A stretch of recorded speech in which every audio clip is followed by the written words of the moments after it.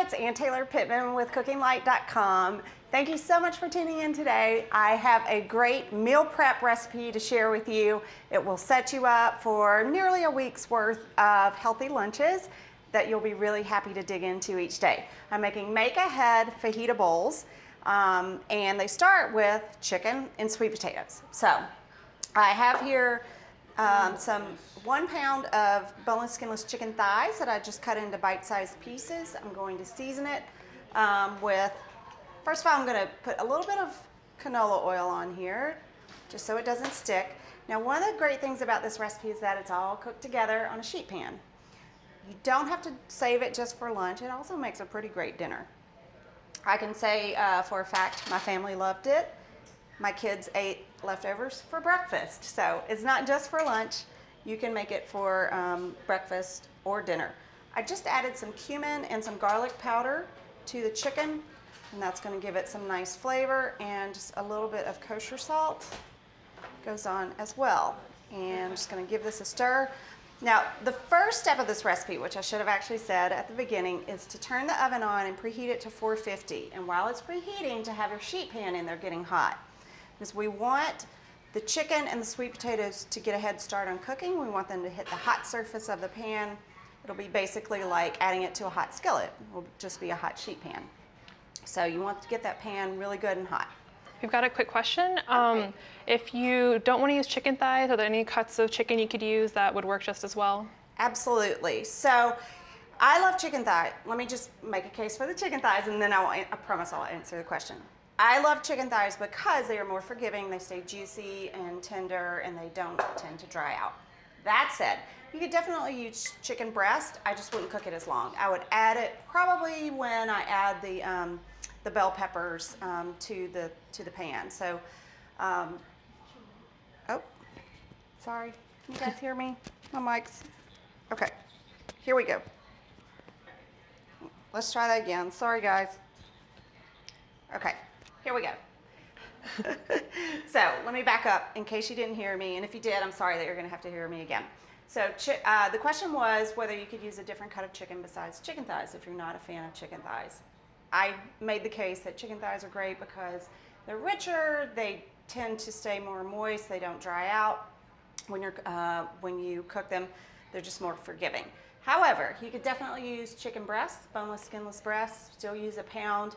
I would just add it to the pan later. So the chicken thighs cook the whole time, which ends up being about 25 to 28 minutes, I think, in the oven. I would add chicken breasts when the bell peppers and zucchini go on the pan. So just cook it less and still take the time to broil it at the end. We'll get to that in just a minute, but that was a great question. You can also use, if you like pork tenderloin, you can use pork tenderloin. I would also add it a little bit later in the cooking process. Okay, so I have 4 cups of sweet potatoes that I've cut into about 1/2 inch cubes. That's so that they will cook evenly and quickly. That's about a pound. I added a little bit of oil to coat, and then I'm adding some chili powder. So the chicken gets seasoned with cumin and garlic powder. The sweet potatoes get seasoned with chili powder and a little salt. Okay, I have my pan heating in the oven, getting really good and hot. There's one more thing I need to prep that goes on at this stage, and that is the onion. So these are fajita bowls. You gotta have onion. So I have 1 red onion, kind of a medium-ish, smallish onion. I'm just gonna trim, just barely trim off the root end. I wanna leave some of that root end intact because it helps my wedges stay together, which at this point I want them to hold together. After I stir in a few minutes, it's okay if they start to fall apart, but right now I want to keep them intact. So I cut the onion in half. I cut each half into, oops, I forgot, I was supposed to do 6. Okay. So this is half the onion. I'm going to cut that in half and then cut each into 3 wedges. I didn't do that on the first one. That's okay. We'll have an uneven amount of wedges, but in the end, it all gets stirred together and you won't even know. Okay, so let me just set that aside. Let me get my hot pan out of the oven, and hopefully you'll hear a nice sizzle when everything goes on the pan. Okay.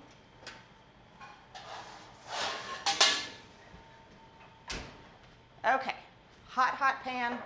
I'm gonna coat it with a little cooking spray. It is super hot. I'm gonna add the sweet potatoes on one end of the pan. There's a little sizzle. I don't know if you can hear it. Okay, sweet potatoes go on that end. I'm gonna put the onions in the middle. Try not to burn myself.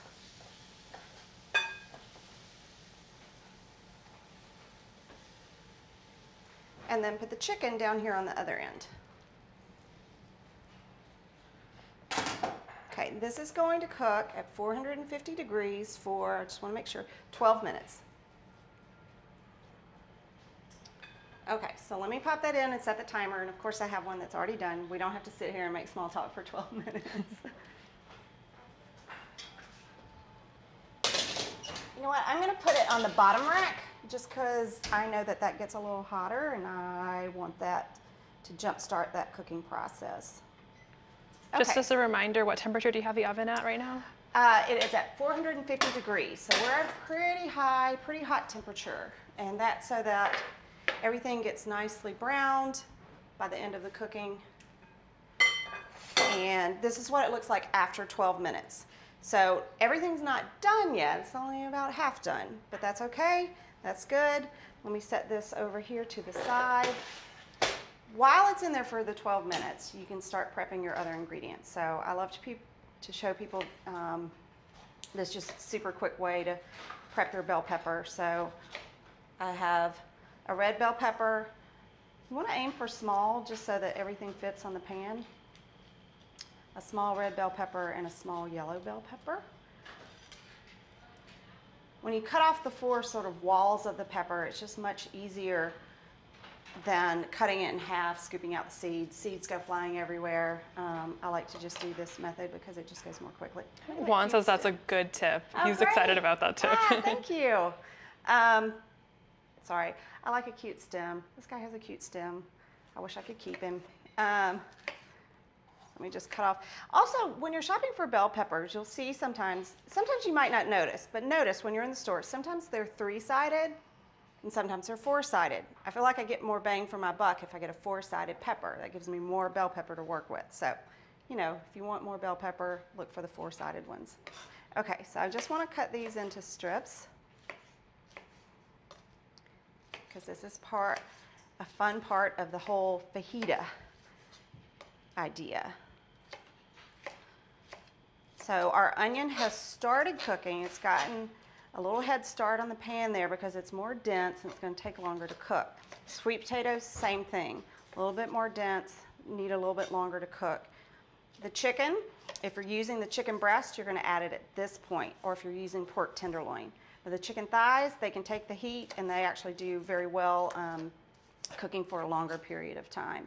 You'll notice it's a little pale. It stays a little pale, which is why at the very end of the recipe, you broil it for a few minutes. You can skip that step if you want, but I just, for aesthetics, I like to get a little bit of browning there. Okay, so those are my bell peppers. I'm gonna place them in the bowl that I had the sweet potato in, just to not have to wash another bowl. And then I have a medium zucchini. I wanna cut it into strips as well, just trim off the ends here. I'm gonna cut it in half, and then I'm gonna cut sort of slabs here, and then I'll cut that into strips to sort of mimic the shape of the bell pepper strips. The zucchini is not traditional, of course, in fajitas, but this is not exactly a traditional recipe. It's okay, it just adds more color and more vegetable presence. Okay, get these guys into strips. And then that's going to get seasoned with a little bit more oil and some salt. I'm not adding any black pepper because I have chili powder going on here. You could certainly add black pepper if you like. I know some people always want to have salt and black pepper for any savory recipe, which is totally fine. Okay, so I'm going to add a tablespoon of oil here. The rest of my salt, which is about a 1/4 teaspoon. Toss, toss. Now I pulled this guy out of the oven it's halfway done cooking. I'm going to kind of give these things a stir. Oh, look, see that onion starting to get nice and browned. I like that. Give the sweet potatoes a stir. If you cut the sweet potatoes into any bigger chunks, I'm afraid they'll probably take longer to cook than this recipe states. So it is worth it to take the time to cut them into the smaller, about 1/2 inch pieces. Okay. Give that a stir. And then this mixture is going to go in the middle along with the onion. Since this pan, it has cooled off a little bit, I'm just going to kind of use my hands to spread it out. And then this goes back in the oven at 450 degrees for, let me just check and make sure I have the time right. Let's see, 12 more minutes.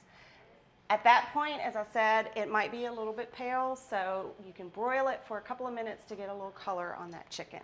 I'll show you what that looks like here in just a second. Let me move some of my bowls out of the way. Okay, so this goes back into the oven. Got several stages of chicken fajita bowls going on, but this one is completely cooked. Everything comes out nicely on a sheet pan. If you're serving this for dinner, well, if I were serving this for dinner, I would put this on the table and let everyone serve themselves from the pan. It's just nice to not have to dish everything up. Makes everything feel a little bit more communal and more intimate that way. But if you're packing these up for lunch, at this point, I would just kind of stir everything together. I've got those onions that are sort of coming apart, not in distinct wedges anymore. If they are in distinct wedges still, that's fine. No big deal. But I've got my chicken component, I've got my onions and bell peppers, I've got the nice spiced sweet potatoes, just to make this a well-rounded meal. Okay, so I'll show you how, how people do when they package everything up, and it makes for a really pretty picture on Instagram. So we'll do a couple that way. So this makes 4 servings. Each one is about 400 calories, which is a nice lunch. That's a good hearty lunch. It's got 6 grams of fiber, 28 grams of protein. So it's a nice little meal here, and definitely more than you'll get in a lot of those frozen meals. Sometimes I'm like, gosh, there's so little food in those. I would be starving. Okay, let me get some chicken in here.